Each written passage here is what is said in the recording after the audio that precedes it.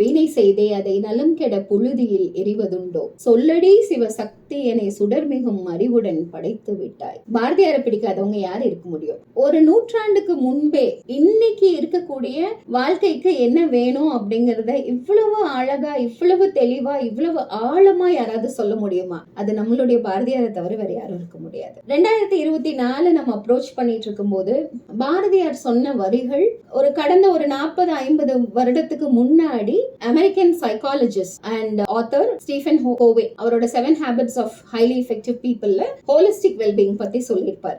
இந்த புத்தகத்தை படிச்சுட்டு பாரதியாரை படிக்கும் போது பாரதியார் இந்த ஒரு பாடல்ல பெரிய கலைஞன் செய்த அவ்வளவு அருமையான அற்புத வேலைப்பாடுடன் கூடிய வீணை அதை மீட்டு இனிய நாதத்தை வர வைக்க முடியாம அதை புழுதியில போட்டு வச்சா எப்படி இருக்குமோ அந்த மாதிரி இவ்வளவு அறிவோட இவ்வளவு ஆற்றலோட நீ என்ன படைச்சிருக்க சிவசக்தியே, இந்த ஆற்றலும் அறிவும் வீணாகி போகும் அளவுக்கு ஒரு வாழ்க்கையை கொடுத்து விடாதே அப்படின்னு உரிமையோட சிவசக்திய கேட்கிறாரு. இந்த லைன்ல அவர் என்ன சொல்றாரு, என்ன அருமையான அறிவோட படைச்சிட்ட அப்படின்னு சொன்னதுக்கு அப்புறமா அறிவு மட்டும் போதுமா, வல்லமை தாராயோ இந்த மாநிலம் பயனுற வாழ்வதற்கே.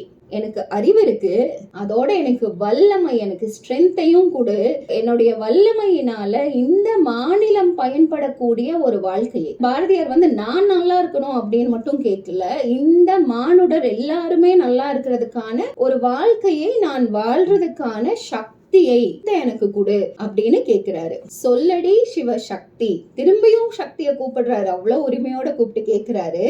நில சுமை என வாழ்ந்திட புரிகுவையோ, மாநிலத்துக்கே பயன்படக்கூடிய ஒரு வாழ்க்கையை வாழாம இந்த பூமிக்கு பாரமா நான் வாழக்கூடிய ஒரு நிலையில என்னை கொண்டு போய் தள்ளிடுவியோ அப்படின்னு ஒரு உரிமையோட கேட்கிறாரு. அந்த இடத்துல அழகான ஒரு பூரண நலம், ஹோலிஸ்டிக் வெல்பீயிங் அப்படின்னு ஆங்கிலத்துல சொல்லுவோம். என்னென்னலாம் பண்ணணும், என்னென்னலாம் தேவை அப்படிங்கறத பாரதியார் அடுத்து வரக்கூடிய ஒரு 8 வரியில அருமையா சொல்லியிருக்கார். விசையுறு பந்தினை போல் உள்ளம் சொல்லும்படி செல்லும் உடல் கேட்டேன். ஒரு பந்தை தூக்கி நம்ம போட்டோம் அப்படின்னா அது எந்த அளவுக்கு அதே வேகத்தோட நம்ம கிட்ட வருதோ அந்த மாதிரி என்னுடைய உள்ளம் என்னென்ன விஷயத்தெல்லாம் இந்த உடல் செய்யணும்னு சொல்லுதோ அத்தனை விஷயங்களையும் எனது உடல் செய்யக்கூடிய வல்லமையை தா, அந்த சக்தியை எனக்கு கொடு. பிசிக்கல் வெல்பீயிங்னு கோவை சொல்றது இவ்வளவு அழகா அன்னைக்கே ஒரு நூற்றாண்டுக்கு முன்னாடி அவர் சொல்லி வச்சிருக்காருங்க. சோ உங்களுடைய உடல் ஆற்றல் மிகுந்ததாக இருக்க வேண்டும், உங்களுடைய உடல் இருக்கக்கூடிய பிளெக்சிபிலிட்டி வேணும், நீங்க ஃபிட்டா இருக்கிறீங்களா.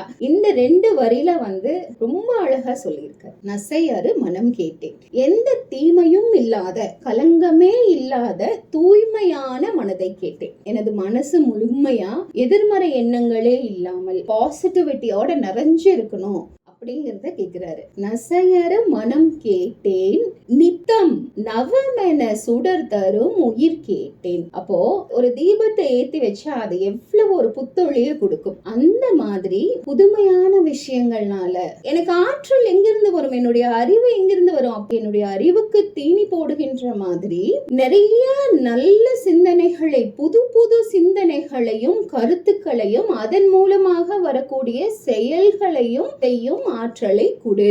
என்னுடைய வாழ்க்கை புத்துணர்ச்சியாக இருக்கிறதுக்கான சக்தியை கொடு அப்படின்னு சொல்லி இந்த 2 வரியில சொல்றாரு. கசையினை தீ சுடினும் சிவசக்தியை பாடும் நல்லகம் கேட்டேன், அசைவரு மதி கேட்டேன், இவை அருள்வதில் உனக்கு எதுவும் தடையுள்ளது. என்னை தூக்கி எரியிற நெருப்புல போட்டாலும், என்னுடைய தசைகள் எல்லாம் வெந்து போனாலும், என்னுடைய ஆன்மாவானது, என்னுடைய அகம் அப்படியே தெளிவா அமைதியா இருக்கிறதுக்கான சக்தியை நீ கொடு. என்ன மாதிரியான ஒரு வேண்டுதல் பாருங்க.